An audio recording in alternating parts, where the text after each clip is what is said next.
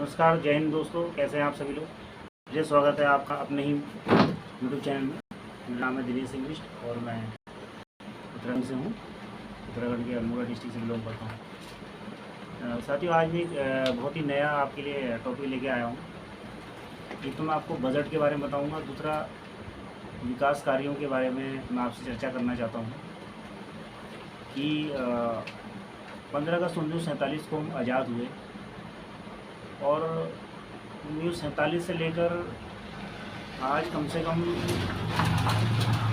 78 साल हो गए हमारे देश को आज़ाद हुए। हमारे साथ ही कई देश आज़ाद हुए। अगर हम पाकिस्तान वगैरह को छोड़ दें, बहुत सारे देश आज़ाद हुए और उन्होंने कहाँ तरक्की कर ली और हम कहाँ पर हैं और कहाँ तक पहुँचे हैं, मैं आपको उसको इसके बारे में बताऊँगा। 15 अगस्त 1947 में जब देश आज़ाद हुआ, उस समय हमारे जो भारत सरकार का बजट था 197 करोड़ का बजट था। ठीक है, भारत सरकार का बजट 197 करोड़ था, जिससे पूरे देश को चलाना था। और उसमें से कुल उसमें से 92 करोड़ का बजट सिर्फ रक्षा बजट था, क्योंकि सबसे पहले हमने सामरिक सीमाओं को सुरक्षित करना सबसे ज़्यादा आवश्यक था। आर्मी, एयरफोर्स, नेवी को स्ट्रॉन्ग बनाना था। तो 197 करोड़ का बजट में से 92 करोड़ रुपये रक्षा बजट था। ठीक है, बाकी जो बजट था वो देश के लिए था, राज्यों के लिए था, विकास कार्यों के लिए था। उस समय से लेकर आज तक 2025-26 हो गया है। 2025 वित्तीय वर्ष अब 1 अप्रैल से 31 मार्च तक एक फाइनेंशियल ईयर होता है, इसको वित्तीय वर्ष कहते हैं। जिन लोगों ने वाणिज्य या कॉमर्स नहीं पढ़ी है तो वो लोग भी जानते हैं कि 1 फरवरी को भारत सरकार और राज्य सरकारें बजट प्रस्तुत करती हैं। बजट के बारे में हम सभी को पता होना चाहिए। बजट यानी पैसे से संबंधित जो ज्ञान होता है उसको ही बजट कहते हैं। पैसे से संबंधित यानी अर्थशास्त्र। आप जानते हैं कि जो अर्थव्यवस्था चलती है सारी, पूरे देश पैसे से चलता है। चाहे हमें भोजन चाहिए हो, चाहे वस्त्र चाहिए, आवास चाहिए, है ना, स्वास्थ्य, शिक्षा, व्यवसाय, सड़क, बिजली, पानी, सुरक्षा, परिवहन, संचार सेवाएं, स्वच्छता और साफ सफाई, है ना, कोई भी विकास कार्य करना है, उन सब के लिए पैसा चाहिए होता है। ठीक है, पूरा देश पैसे से चलता है, तो सब आप लोग जानते हैं। खाना पीना, इधर उधर जाना, ये सब चीज़ें सब पैसे से होती हैं। ठीक है, तो वित्तीय वर्ष 2025-26 में जो भारत सरकार का बजट है, आप सुन के चौंक जाएंगे। 1947 में 197 करोड़ का बजट था और इस समय भारत सरकार का जो बजट है 50,65,345 करोड़ का बजट है। सोचिए सर, सोचिए आप, भारत सरकार का बजट कितना है? 50,65,345 करोड़। जब हमारा देश आज़ाद हुआ था 15 अगस्त 1947 में, तो हम 30 करोड़ थे। ठीक है, 5 करोड़ पाकिस्तान में चले गए, लोग उधर चले गए, बंटवारा हुआ, पार्टीशन हुआ, पाकिस्तान में 5 करोड़ और 30 करोड़ हम लोग थे।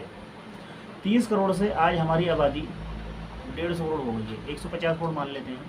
जब 30 करोड़ आबादी थी तो 197 करोड़ का बजट था, और जब आज हम इतना हमने विकास कर लिया है 2025-26 वित्तीय वर्ष में, भारत सरकार का जो बजट है 50,65,345 करोड़ का भारत सरकार का बजट है। इसमें से जो रक्षा बजट है, क्योंकि देश की सुरक्षा करना और सामरिक दृष्टि से जो देश की रक्षा है सबसे ज़्यादा सर्वोपरि मानी जाती है, इसमें सबसे ज़्यादा पैसा खर्च किया जाता है। तो रक्षा बजट जो है इस वर्ष का 6,81,210 करोड़ का रक्षा बजट है। ठीक है, जो कि आर्मी, एयरफोर्स, नेवी के लिए उनके कर्मचारियों, अधिकारियों के लिए वेतन, पेंशन और आयुध निर्माणशाला, जो आर्मी, एयरफोर्स, नेवी के लिए जो वेपन्स और ये गोला बारूद, हथियार और आर्टिलरी वगैरह बनाती हैं, ये फैक्ट्रियाँ हैं, सरकारी फैक्ट्रियाँ। DRDO है, डिफेंस सेक्टर में जितना भी जो फैक्ट्रियाँ, कंपनियाँ काम करती हैं, सारा खर्च मिला के 6,81,210 करोड़ का बजट है, रक्षा बजट। ठीक है, अब जो बाकी बजट है, जो केंद्र सरकार जो बजट तैयार करती है, उसमें पूरे साल का खर्च का, आय व्यय का ब्यौरा होता है।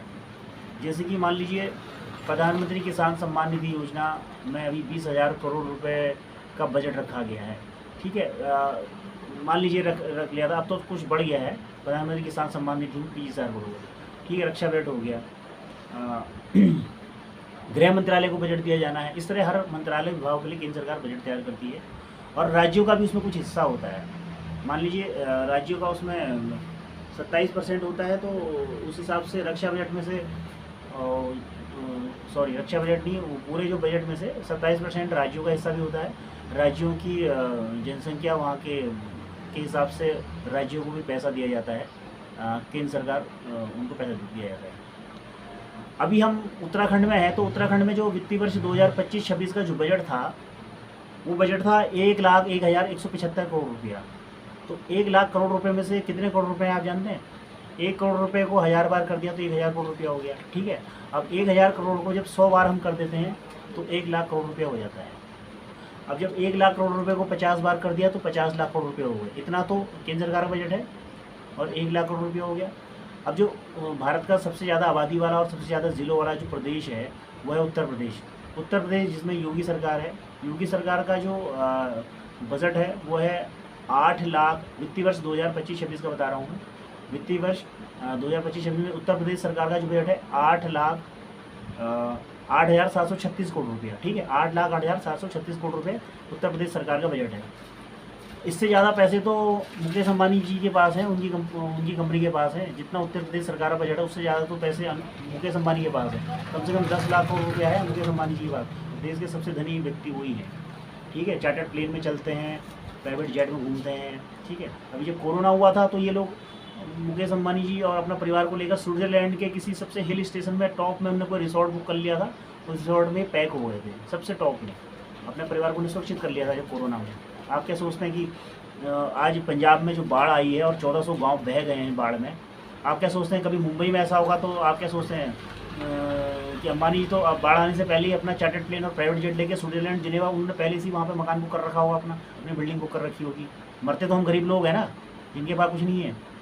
हम लोग तो सिर्फ 2 की रोटी के लिए काम करते हैं। अब आगे मैं आपसे जो आज स्थिति हुई है, मैं पंजाब के बाढ़ के संबंध में आपसे बात करना चाहता हूँ। जो भी हमारे देश में जब प्राकृतिक आपदाएँ आती हैं, जैसे कि बाढ़, भूकंप और अकाल पड़ता है। अकाल तो खैर पड़ने बंद हो गए हैं क्योंकि पैदावार के मामले में बहुत आगे हो गए हैं। अनाज फसल 1971 में आत्मनिर्भर हो गए थे। पहले बहुत अकाल आते थे हमारे देश में, सूखा पड़ता था। अब तो पानी भी मिल ही जाता है प्रचुर मात्रा में। लेकिन जो बाढ़, चलो बात करते हैं आपदा के बारे में। बाढ़, भूकंप, सूखा, है ना, और महामारी जो भी बीमारी आई थी कोरोना, इस तरह की पहले बहुत सारी बीमारियां होती थी। डेंगू हो जाता था, डेंगू से गांव के गांव साफ हो जाते थे। हैजा हो जाता था लोगों को, मलेरिया हो जाता था, है ना, प्लेग हो जाता था। प्लेग से लाखों लोग मर जाते थे, गांव के गांव साफ हो जाते थे। अब तो मेडिकल साइंस में, चिकित्सा के क्षेत्र में हम बहुत आगे निकल चुके हैं, बहुत सारी रिसर्च हो चुकी है, तो सभी बीमारियों का इलाज और वैक्सीन वगैरह और दवाइयाँ वगैरह हो चुकी हैं। चलिए पॉइंट करते हैं, बात करते हैं। जब भी ये उस पर बाढ़ पे बात करते हैं, जो पंजाब में जो बाढ़ आई है, 1400 गाँव बह गए हैं, तो इसको बाढ़ के लिए ना केंद्रीय जल आयोग 1945 में डॉक्टर भीमराव अम्बेडकर ने केंद्रीय जल आयोग की स्थापना की थी। ये केंद्रीय जल आयोग जो था, इसको कहते हैं CWC, सेंट्रल वाटर कमीशन। तो सेंट्रल वाटर कमीशन का काम क्या होता है? देश भर में जितने भी हमारे जो नदियां हैं उन पर बांध बना के सिंचाई की व्यवस्था करना, और कहीं पे नदी में जैसे आपको कहीं से परिवहन करना है, आप नाव परिवहन कर सकते हैं, और बिजली बनाना, डैम बनाना, और सिंचाई की व्यवस्था करना, और जिन जो सूखाग्रस्त इलाके हैं वहाँ पर पानी और सिंचाई की व्यवस्था करना, खेतों में पानी के लिए।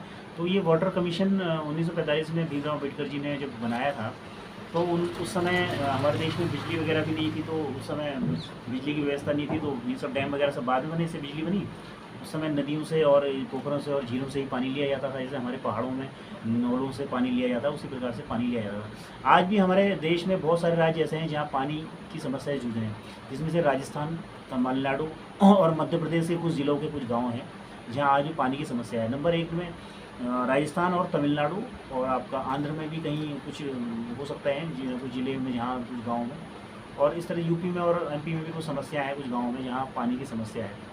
तो देखिए सर, जो बाढ़ पंजाब में आई है उसका समाधान क्या है?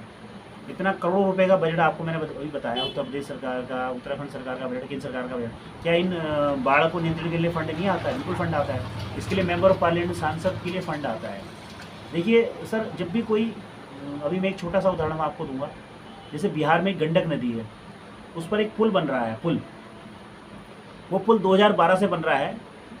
बिहार में गंडक नदी है, आप गूगल में सर्च कर लीजिएगा, बिहार में गंडक नदी है। तो गंडक नदी पर पुल बन रहा है, वो पुल 2012 से बन रहा है। उसको 13 साल हो गए पुल बने, अभी तक वो आधा भी नहीं बना है, ठीक है। बिहार की जो गंडक नदी पर पुल बन रहा है वो 2012 से बन रहा है। इतनी 2012 से कम 2-3 बार सरकार, नीतीश सरकार आ गई है कितनी बार। तो होता क्या है, मान लीजिए कोई नदी पर जब पुल बनता है, मान लीजिए उस पर 1200 करोड़ का खर्चा आता है, ठीक है, बजट आया 1200 करोड़ रुपए का उस पुल को बनाने के लिए। उसमें से आधा पैसा तो मंत्री खा जाता है। मान लीजिए जिसके पास वो विभाग है, क्या कहते हैं, PWD एक CPWD विभाग है, केंद्रीय लोक निर्माण विभाग, ठीक है, सेंट्रल पब्लिक वर्क डिपार्टमेंट एक विभाग होता है केंद्र सरकार का, जिसकी स्थापना 1854 में लॉर्ड डलहौजी और सर आर्थर काटेस थे कोई, उन्होंने स्थापना की थी 1854 में केंद्रीय लोक निर्माण विभाग की। वो उन्होंने इसलिए स्थापना की थी कि उन्होंने देखा कि ईस्ट इंडिया कंपनी को इस देश में आए हुए 254 साल हो चुके हैं, अभी तक ना कोई विकास, ना कोई इंफ्रास्ट्रक्चर खड़ा किया है, ना कहीं सड़क है, ना कहीं सरकारी बिल्डिंग है, ना कोई विकास के कार्य हुए हैं, ना कहीं नदी है, ना कहीं पर पुल बने हैं, नदियों पर ना पुल बने हैं, ना सड़कें अच्छी हैं, ना कोई सरकारी बिल्डिंग है, कोई ना इंफ्रास्ट्रक्चर खड़ा किया। तो 1854 में केंद्रीय लोक निर्माण विभाग बना। उसके बाद फिर राज्यों में लोक निर्माण विभाग बने। हर राज्य में अपना एक लोक निर्माण विभाग PWD विभाग होता है, हर जिले में PWD विभाग होता है, ठीक है। तो क्या कहते हैं, सबसे पहले केंद्रीय लोक निर्माण विभाग बना, फिर राज्यों में हर जिले में लोक निर्माण विभाग बने। अपने अपने ज़िले में जो लोक निर्माण विभाग होता है वो अपने ज़िले की विकास कार्य, जैसे सड़क बनाना है, सड़क है, पुल है, सरकारी बिल्डिंग है, ये सब बनाते हैं। ये सबका देख रेख इनके अंडर में होता है। तो मान हम बात कर रहे थे गंडक पुल की, जो 1200 करोड़ का बजट आया उसमें से आधा मंत्री खा गया, है ना। जिस मंत्री के मंत्रालय में वो विभाग आता था, PWD विभाग, है ना, 600 करोड़ तो वही खा गया। अब बचे 600 करोड़ में से 15% ACS खा जाता है। ACS किसे कहते हैं? ACS एक IAS अधिकारी होता है जो मंत्री का जो सारा जो डॉक्यूमेंटेशन का काम है वही देखता है। जो एक IAS रहेगा उसको कहते हैं IAS में जैसे एडिशनल चीफ सेक्रेटरी कहते हैं ACS को। जैसे प्रधानमंत्री के सलाहकार होते हैं और मुख्यमंत्री के सलाहकार होते हैं, और तुम्हारे जो चीफ सेक्रेटरी से एक रैंक छोटा होता है। किसी राज्य में जो IAS अधिकारी होता है सबसे बड़े रैंक का, वो मुख्यमंत्री का सलाहकार होता है, उससे एक रैंक नीचे होता है ACS। इसको कहते हैं एडिशनल चीफ सेक्रेटरी, ठीक है, वो भी एक IAS रैंक का अधिकारी होता है। तो 15% वो खा जाता है उन 600 करोड़ में से। उसके बाद आता है, उसके बाद जब टेंडर होता है, तो टेंडर भी जब पड़ता है तो उस जहाँ पर वो पुल बनना है वो एरिया जिस MP के अंडर में आता है, मेंबर ऑफ पार्लियामेंट, है ना, मेंबर ऑफ पार्लियामेंट MP खाता है उसमें पैसा। फिर उसके बाद जो ठेकेदार, उसके MP के बाद MLA खाता है उस एरिया में जहाँ पर वो पुल बनना है। वो MLA यानी कि पहले सांसद खाएगा, सबसे पहले मंत्री खाएगा आधा, फिर मंत्री से ACS खाता है 15%, एडिशनल चीफ सेक्रेटरी IAS अधिकारी।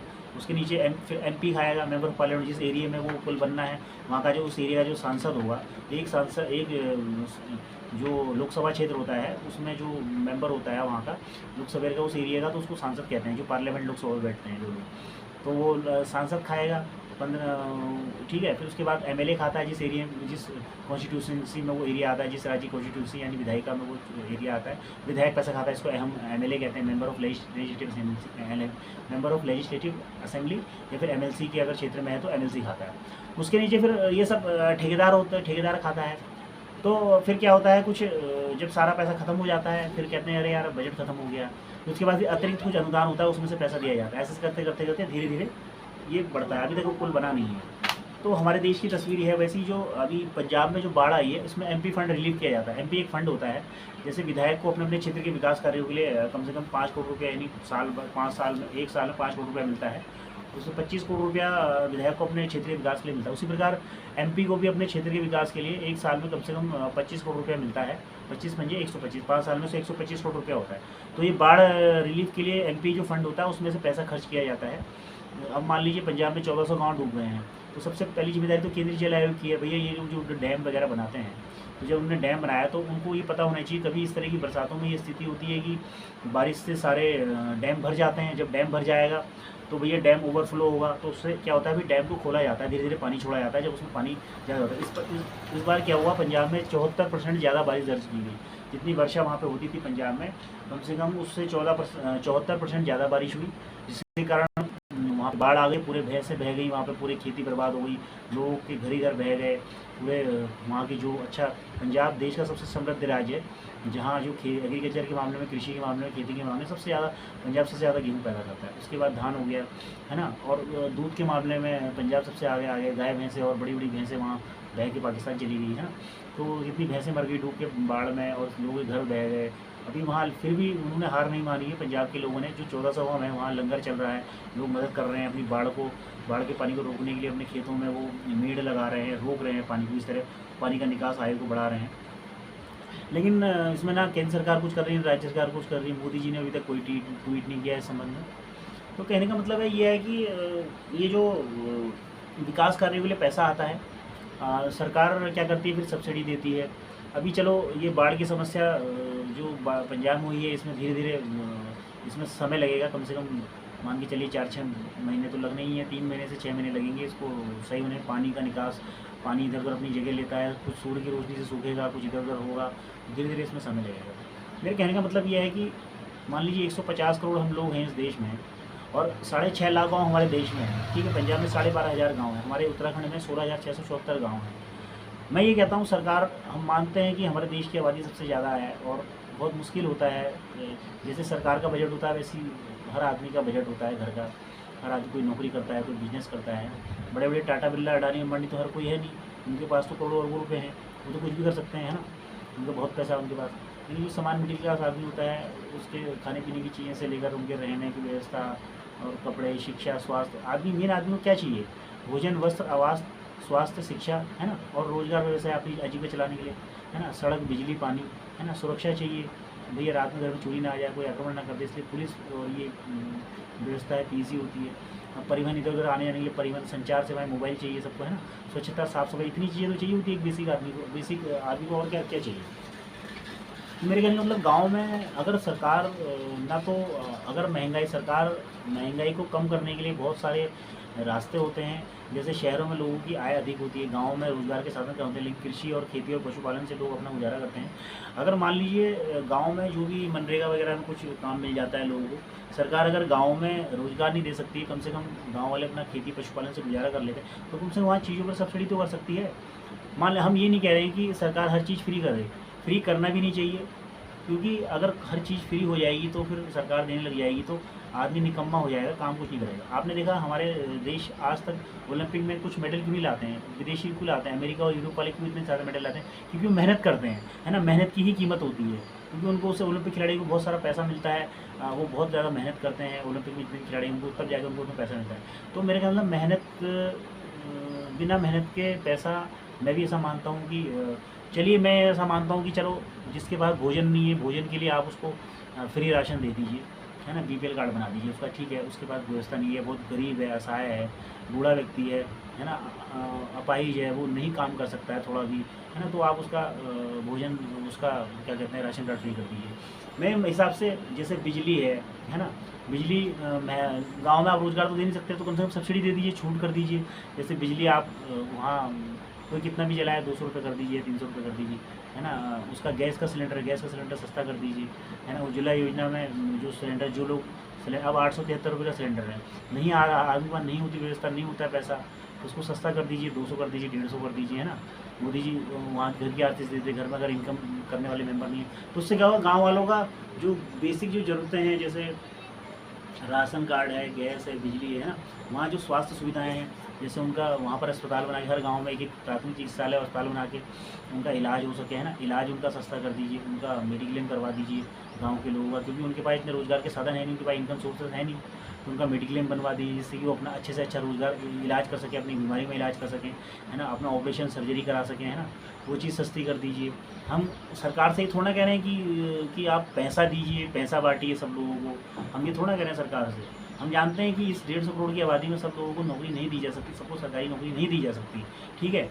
सरकार की भी अपनी मजबूरियाँ होती हैं, उसके भी 40, हर राज्य सरकार के अपने 40-50 विभाग होते हैं, केंद्र सरकार के भी अपने 80-90 विभाग होते हैं। हर विभाग में काम करने वाले अधिकारी, कर्मचारी और क्लर्क से लेकर और नीचे 4th क्लास के कर्मचारी, A, B, C, D group के अधिकारी कर्मचारी सब होते हैं। उनको सैलरी देनी होती है, फिर उनको पेंशन देनी होती है। पेंशन तो कोई सिविल डिपार्टमेंट में बंद कर दी गई है, सिर्फ डिफेंस में, आर्मी, एयरफोर्स, नेवी में ही पेंशन है। अब कुछ कह रहे हैं कि केंद्रीय बल जो सेवाएं हैं, जैसे अर्धसैनिक बल, जैसे BSF, ITBP, CISF, SSB, Assam rifle है ना, सीआरपीएफ, इसमें पेंशन दी जाएगी, ऐसी बातचीत चल रही है अभी। अब लेकिन कहने का मतलब यह है, हम कहते हैं हमारा देश जो है ना, भारत देश में दो भारत बसते हैं। एक तो ग्रामीण भारत बसता है, एक शहरी भारत बसता है। शहरी भारत में नगर पंचायत, नगर पालिकाएँ और नगर निगम आते हैं। जहाँ जो ज़्यादा घनी आबादी होती है वहाँ पर नगर पंचायत, नगर पालिका, नगर निगम होते हैं। और जो गांव का भारत होता है, ग्रामीण में भी पंचायती व्यवस्था है, पंचायती राज व्यवस्था है, ग्राम पंचायत, क्षेत्र पंचायत, जिला पंचायत। हम इसमें चुनाव कराते हैं हर 5 सालों में, है ना। फिर जो चुनाव में जो मेंबर्स वगैरह होते हैं, जैसे प्रधान हो गए, पंचायत बीडीसी मेंबर हो गए, जिला पंचायत, इसके लिए बहुत सारा बजट आता है। लेकिन ये बजट लोग खर्च ही नहीं करते गाँव में, ये लोग खा जाते हैं इन पैसों को। वैसे ही जब निकाय का चुनाव होता है किसी भी राज्य में, है ना, नगर पंचायत का, नगर निगम का, नगर पालिका, जो इसमें जो पार्षद होते हैं, बीडीसी में जो मेंबर, सॉरी, पार्षद होते हैं, वार्ड मेंबर होते हैं, या फिर सभासद कहते हैं उनको। फिर उसमें जो मुख्य जो होते हैं, अध्यक्ष हो गए, सभापति हो गए, या फिर चेयरमैन हो गए, मेयर हो गए, है ना, ये सब पैसा आता है नगर पालिकाओं के लिए और पंचायत के लिए, है ना। दो भारत बसते हैं, तो दोनों के लिए हर 5 साल में पैसा बजट आवंटन किया जाता है। जब हम उस पैसे को खर्च करेंगे तभी तो होगा। लेकिन होता क्या है, जो नेता लोग होते हैं, चाहे वो नगर पालिकाओं के नेता हों, है ना, या फिर वो पंचायतों के नेता हों, है ना, तो फिर वो क्या करते हैं, उन पैसे को अपनी 100 पीढ़ी के लिए जमा कर लेते हैं। उस पैसे से क्या करते हैं, अपना इस्तेमाल करते हैं, उसको अपना ऐशो आराम में खर्च करते हैं, अपना ईआरसी में खर्च करते हैं, है ना। और वो पैसा अपनी 100 पीढ़ी के लिए खाने के लिए रख जाते हैं। अरे मैं कहता हूँ उन नेताओं से, मैं कहना चाहता हूँ भाई, तुम 100 पीढ़ी के लिए पैसा क्यों जमा कर रहे हो, है ना। तुम्हारी पीढ़ी निकम्मी पैदा होगी अगर तुम इन पैसों को जमा करके रहो। मान लो तुमने मेहनत करी, तुम किसी तरह जी तोड़ करके मेहनत करके तुम नेता बन गए, अब तुम अपनी 100 पीढ़ी के लिए खाने के लिए रख जाओगे। एक बात मुझे बताओ, इतना पैसा रख के, जो जनता के विकास के लिए पैसा बजट आता है, इन पैसों को तुम अपनी 100 पीढ़ी की खाने के लिए रख जाते हो, वो निकम्मी पैदा नहीं होगी? वो कुछ करेगा ज़िंदगी में? वो कभी ओलंपिक ला सकता है? ओलंपिक वाले खिलाड़ी को देखो कितनी मेहनत करते हैं वो। अब क्रिस्टियानो रोनाल्डो को देखो, उसैन बोल्ट को देखो, कितने गरीब घर से थे बेचारे वो, कितनी मेहनत करके कहाँ तक पहुँचे वो, है ना। पेले ब्राज़ील के जो खिलाड़ी हैं, कितने गरीब घर से थे, उन्होंने कितनी मेहनत करी, कितना संघर्ष करके वो फुटबॉल में उनके नाम 1283 गोल हैं, उतने गोल करे उन्होंने। और वैसे क्रिस्टियानो रोनाल्डो बहुत ही गरीब घर से थे, वो उनके पास, उनके नाम 940 गोल हैं। बिना मेहनत के ओलंपिक में मेडल लेके आते हैं अमेरिका वाले, यूरोप वाले। हम क्यों नहीं ला पाते हैं मेडल? हमारे मुश्किल से 4-5 मेडल आते हैं। वो भी जो घर का जो खिलाड़ी निकल जाता है, कितनी मेहनत से, कितने संघर्ष से वो बढ़ के किसी तरह पहुँचता है, वो नेशनल खेलता है, इंटरनेशनल खेल के आता है। लेकिन हमारे देश के नेता हमारे देश के नेता भी निकम्मे हैं, वो अपनी आगे वाली पीढ़ी को भी निकम्मे बनाए रखना चाहते हैं। क्योंकि मान लीजिए किसी को मान लो बिना मेहनत करेगा पैसा मान लो मिल जाए, ठीक है, चलो मैं ये कहता हूँ कोई बहुत ही गरीब है, इसके पास खेती नहीं है, कोई शरीर से अपंग है, अपाहिज है ना, या फिर कोई इतना वृद्ध है जो मेहनत नहीं कर सकता है, ठीक है, आप उसका फ्री राशन कार्ड बनाइए, जिससे कि उसके भोजन, वस्त्र, आवास की और उसके सिलेंडर की व्यवस्था और खाने पीने की व्यवस्था, उसको दिक्कत नहीं, उसकी दवाई की व्यवस्था, इलाज की व्यवस्था आप कर दीजिए, जिसके पास नहीं है। लेकिन जिसके पास इतना सारा है और उसके पास बहुत अथाह पैसा है, उस आदमी को भाई सब्सिडी देके क्या फ़ायदा? सब्सिडी गाँव में दीजिए ना, जिन लोगों के पास रोज़गार नहीं है, या गरीब है, असहाय है, अपाहिज है, या वृद्ध है, आप उस सरकार को वहाँ पर काम करना चाहिए, वहाँ पर पैसा खर्च करना चाहिए, वहाँ पर विकास होना है, सड़क है, बिजली है, पानी है, वहाँ पर पानी की व्यवस्था नहीं होती गाँव में कहीं। अब राजस्थान में कितने गाँव ऐसे हैं जहाँ पानी की किल्लत है ना। अभी तक ये जो पंजाब में 5 नदियाँ, पंजाब 5 नदियों से मिलकर बना है, जिसको सतलज, रावी, ब्यास, चिनाव झीलम का पानी तो पाकिस्तान में चले जाता है, अब तो डैम भी बन गया है। जो इंडस वाटर ट्रीटी में अब तक हमने पानी रोक दिया है उसका, लेकिन फिर भी छोड़ना पड़ता है क्योंकि हमारे पास व्यवस्था नहीं। अगर हमने पहले से उन 5 नदियों पर डैम बनाने के लिए, उस डैम बना के जो पानी हम पाकिस्तान को देते हैं, अगर शुरू से ही हमने, या अभी भी हम कर सकते हैं राजस्थान के सूखाग्रस्त इलाकों में, या फिर उसको तमिलनाडु वाले इलाकों में हम उस पानी को दें, तो सिंचाई करके उन राज्यों में, सूखाग्रस्त जो राज्य हैं जिन गाँव में पानी आज की बड़ी दिक्कत, मध्य प्रदेश के कई राज्यों में कई गांव ऐसे हैं जहां पानी की व्यवस्था नहीं है, तो इन 5 नदियों का पानी राजस्थान की तरफ मोड़ के, एमपी या तमिलनाडु की तरफ मोड़ के, जहां पानी की किल्लत है आज भी, दूरदराज वाले इलाकों में, गाँव में लोग पानी लेने के लिए दूर दूर तक जाते हैं। क्या व्यवस्था सरकारी नहीं कर सकती? सिंचाई की नहर नहीं बना सकती है? बिल्कुल कर सकती है, और पैसा आता भी है, लेकिन वो करना ही नहीं चाहते हैं। तो कहने का मतलब है इतने साल हो गए हमको आज़ाद हुए, 78 साल हो गए, तो इस भ्रष्टाचार की, पूरा देश हमारा भ्रष्टाचार की भेंट चढ़ चुका है। सबसे पहले नेता खाते हैं बजट को, उसके बाद अधिकारी खाते हैं, फिर क्या कहते हैं, फिर नीचे वो जिनको टेंडर मिलता है, जिनको कॉन्ट्रैक्टर ठेकेदार खा जाते हैं, है ना, फिर एमपी एमएलए खाते हैं, और जो मेन विकास कार्य होना है वो होता ही नहीं है। जनता के पास नेता इतना खा जाता है और जो सबसे निम्नतम स्तर पर जो जनता है उसको इतना भी नहीं मिलता है। तो कहने का मतलब कैसे विकास होगा भारत का? जब तक हम लोग ईमानदार नहीं होंगे ना, हमारे देश के नेता और अधिकारी ईमानदार नहीं होंगे, तब तक इस देश का विकास हो ही नहीं सकता। जब तक उन नेताओं से मैं कहना चाहता हूँ जो अपनी उन नेताओं और अधिकारियों जो अपनी 100 पीढ़ी के लिए खाने के लिए रख के जाते हैं, खाने के लिए 100 पीढ़ियों के लिए नेता, एमपी, एमएलए और ये जो बड़े बड़े आईएएस, आईपीएस और ये बड़े बड़े अधिकारी जो फर्स्ट क्लास ग्रुप ए के ऑफिसर होते हैं। ग्रुप ए में 24 तरह की सर्विसेज होती हैं, जो यूपीएससी पास करी, चलो ठीक है, उन्होंने मेहनत करी, बहुत मेहनत करी उन्होंने, है ना, रात दिन पढ़ाई करके 18-18, 16 घंटे यूपीएससी पास किया उन्होंने, फिर बड़े बड़े अधिकारी बन गए, ग्रुप ए के अधिकारी बन गए, ग्रुप बी के अधिकारी बन गए, एसएससी पास कर लिया, है ना। तो अब काम करो ना, जितना पैसा आपको आजीविका के लिए मिलता है, जो सरकार देती है वो देती है, फालतू क्यों पैसा खा रहे हो? और क्या करोगे इन पैसों का? एक दिन तो सबने मर ही जाना है, एमपी मर जाएगा, एमएलए मर जाएगा, प्रधानमंत्री, राष्ट्रपति, कैबिनेट मंत्री सब मरेंगे, राज्यपाल मरेगा, राष्ट्रपति मरेगा, है ना। भाई जो पैसा देश के विकास के लिए है उसमें लगाओ ना उन पैसों को। तुम तो अपनी 100-100, 200, 500 पीढ़ी के लिए जमा करके जा रहे हो, वो काम करेंगी आगे? निकम्मी पैदा होंगी सारी, उन पैसों को खाएंगी, उनका गलत इस्तेमाल करेंगे। ठीक है, थोड़ा बहुत पैसा, हम यही नहीं कहते हैं कि आप अपनी पीढ़ी के लिए पैसा मत रख के जाओ, ऐसा नहीं, बिल्कुल भी नहीं रखना चाहिए। कुछ पैसा अपनी पीढ़ी के लिए छोड़ जाओ, जिससे के लिए वो आपातकाल में वो पैसा काम आता है किसी लिए। लेकिन ये थोड़ा कि तुम अत्था पैसा जो विकास के लिए आ रहा है वो सारा पैसा तुम डकार के स्विट्जरलैंड, स्विस बैंकों में जमा कर दिया पैसा और अपनी 100,000 पीढ़ी के खाने के लिए रख दिया, तभी तो देश का विकास नहीं हो पा रहा है। जब तक हमारे देश के नेता और अधिकारी ईमानदार नहीं होंगे, है ना, तो विकास कैसे होगा? कैसे हम यूएसए, अमेरिका और यूरोपीय देशों की बराबरी कर सकते हैं? देखो ओलंपिक में कितने मेडल लेके आते हैं। अमेरिका अगर बिना मेहनत के लेके आते हैं, वो भी वहाँ भी भ्रष्टाचार होता, खाली वो भी बैठ के खाते रहते हैं। क्यों मेहनत करते हैं? अमेरिका के, यूएसए के खिलाड़ी क्यों इतनी मेहनत करते हैं? भाई वहाँ भी भ्रष्टाचार, वो भी करते भ्रष्टाचार, वो भी ईमानदार नहीं होते। आज देखो एक चैनल आता है यूरो स्पोर्ट करके, उसमें हर चैनल में देखा उन लोगों ने इतने टेनिस कोर्ट, इतने फील्ड ट्रैक बना रखे हैं, चाहे साइकिलिंग हो, बॉक्सिंग हो, इतने स्टेडियम, इतने फील्ड ट्रैक, है ना, और इतने उन्होंने कोर्ट बना रखे हैं अपने खेल के। 50 तरह के, 100 तरह के खेल खेलते हैं वो, हर खेल के लिए उनके पास अलग से field track, tennis court, lawn tennis खेलते हैं, है ना। बाइक के लिए उनके पास स्प्रिंटर करने के लिए, चाहे हम दौड़ने वाला हो, चाहे वो बाइक वाली रेसिंग वाली हो, उन सब इतने एथलीट वहाँ निकलते हैं, है ना। सारे एथलीट, अभी पिछली बार 126 गोल्ड मेडल, 126 मेडल लेके आया अमेरिका। इतने मेडल क्यों लेके आता है अमेरिका? यूरोप वाले इतने, नंबर 1 पे अमेरिका है, चाइना है, फिर फ्रांस, ये जापान वगैरह, जर्मनी है। हमारा नाम 60-70 नंबर पे भी हम ओलंपिक में 0 हैं, 60-70वें नंबर पे हैं हम। 2-4-5 से ज़्यादा मेडल नहीं आते हमारे ओलंपिक में, क्योंकि हम लोग सब मेहनत ही नहीं करते हैं। क्योंकि हमारे खून में ना हराम का खाने की आदत पड़ गई है।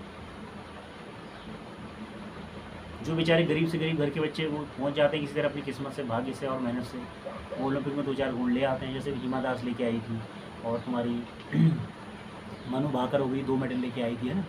और तुम्हारे वो हो गए चोपड़ा जी थे, जो चोपड़ा थे, नीरज चोपड़ा, है ना, भाला फेंक में, जेवलिन थ्रो में वो गोल्ड लेके आए थे, है ना।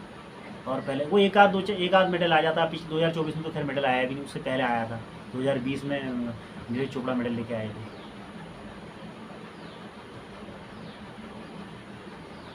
मेडल आया कहाँ उसके बाद? तो कहने का मतलब ये है कि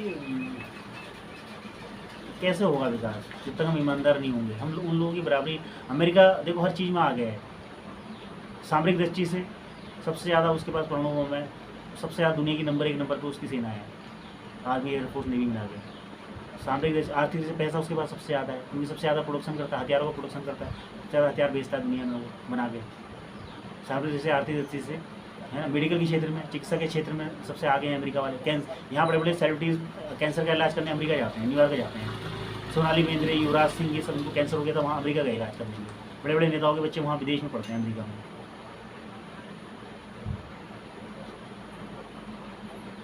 और खेल में, स्पोर्ट्स में, गेम्स में सबसे ज़्यादा अमेरिका वाले, यूएसए वाले सबसे ज़्यादा मेडल को लेके आते हैं, ओलंपिक मेडल लेके आते हैं। हम कहीं से कहीं तक नहीं है, हर क्षेत्र में वो आगे, हर क्षेत्र में, क्योंकि उनके पास ज्ञान बल, उनके पास ज्ञान, बुद्धि, बल, कौशल, गुण हैं उनके पास ना। हम लोग तो सब बैठ के खाना चाहते हैं, हम लोग मेहनत ही नहीं करना चाहते हैं। क्या बताएंगे कैसे ये 78 साल हो गए देश को आज़ाद हुए, हम तो कह रहे हैं 150 करोड़ आबादी है, हमारे पास कितना मैन फोर्स है, वर्क फोर्स है, हम बहुत कुछ कर सकते हैं। लेकिन सरकार सब्सिडी, जहाँ गरीब, ठीक है आप लोग महंगाई को कंट्रोल नहीं कर सकती सरकार, क्योंकि जीडीपी के हिसाब से महंगाई भी इंटरनेशनल के हिसाब से देखना पड़ता है। तो कम से कम सब्सिडी दे दो गरीब लोगों को, जिससे कि वो वस्तुओं को और सेवाओं को खरीद तो सकें। जो मिनिमम बेसिक रिक्वायरमेंट होती है आजीवन जीविका के लिए, सर्वाइव करने के लिए इंसान को, कम से कम उतना बुनियादी ज़रूरत तो इंसानों को मिले, हमारे लोगों को मिले, भारत के लोगों को। हर आदमी अरबपति खरबपति नहीं बन सकता, लेकिन जो जीने के लिए, सर्वाइव करने के लिए बेसिक बुनियादी ज़रूरतें जो इंसान को चाहिए होता है, उतना तो मिले कम से कम। इतना ही कहना था। जय हिंद, जय भारत, धन्यवाद। आप खुद ही सब समझदार लोग हैं, क्या बताएं। मैं तो खुद एक किराने की दुकान चलाता हूँ और अपनी आजीविका कमा रहा हूँ और गुजारा कर रहा हूँ। धन्यवाद।